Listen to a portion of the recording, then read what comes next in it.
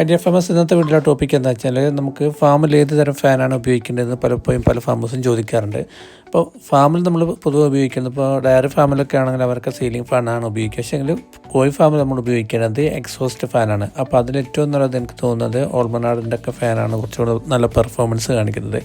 അപ്പോൾ അതെന്ന് വെച്ച് കഴിഞ്ഞാൽ ഉള്ളിലെ എയർ അടിച്ച് പുറത്തേക്ക് കളയാനും അതേപോലെ തന്നെ പുറത്തുനിന്ന് ഉള്ളിലേക്കും അത് എയർ സർക്കുലേഷൻ കുറഞ്ഞ സ്ഥലത്താണ് പുറത്തുനിന്ന് ഉള്ളിലേക്ക് എയർ അടിച്ച് കയറ്റേണ്ടത്. പലപ്പോഴും നമുക്ക് ആവശ്യം വരുന്നത് ഉള്ളിലെ എയർ പുറത്തേക്ക് അടിച്ച് വലിച്ച് പുറത്തേക്ക് തള്ളുക എന്നുള്ളതാണ്.